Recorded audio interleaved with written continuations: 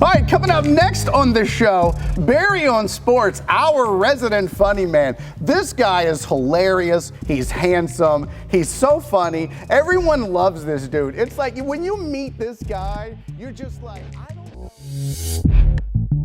I'm Barry Laminack, and this is what happened in sports this week. Let's start in the NFL, where the Buffalo Bills are saying they may leave for Austin unless they get a $1 billion new stadium. And to figure out how much this works out to per Super Bowl, you divide $1 billion by 0, and then this sounds like a terrible idea.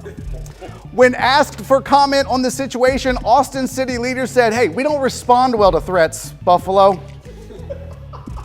Odell Beckham Jr. spent almost $2 million having diamonds placed on his teeth in the back of his mouth. And just like the Browns, Beckham spent a ton of money for results no one can see. And that is still not the biggest waste of $2 million in the NFL. Giants coach Joe Judge yelled angrily at his team during practice after a huge brawl broke out. Wow, even the Giants hate the Giants. The coaches were furious after telling players to save it for after we missed the playoffs. The brawl was described as typical for the Giants, loud and confusing, which ended without a Giants win.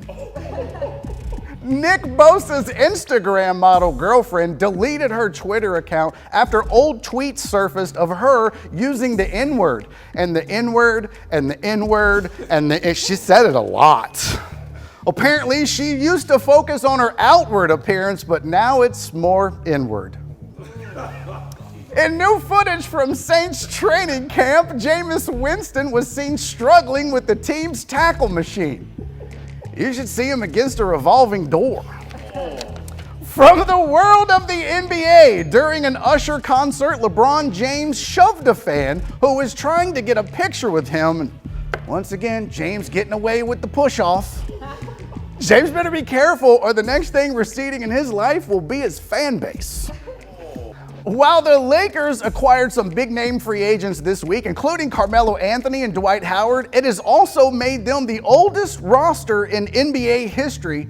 Each player will now be paid in money stuffed in a Hallmark card. The team is also changing their name to the LAARP Lakers.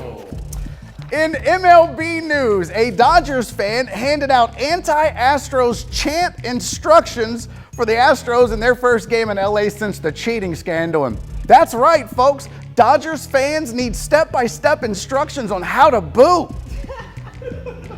In other sports news, Nick Saban just received a new contract for 6 years and $85 million, and that's just the number of tantrums they expect him to throw.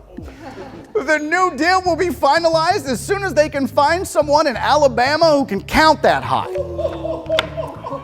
And finally, a fighter in Poland participated in a 1-on-3 MMA fight where he was immediately taken down and punched until the referee had to step in and stop the fight. And I think this clearly illustrates why people shouldn't lie on their resumes. That one guy had more confidence than the Cowboys during preseason, but ended up with the same results. A butt whooping. I'm Barry Laminack. That's not what happened in sports this week.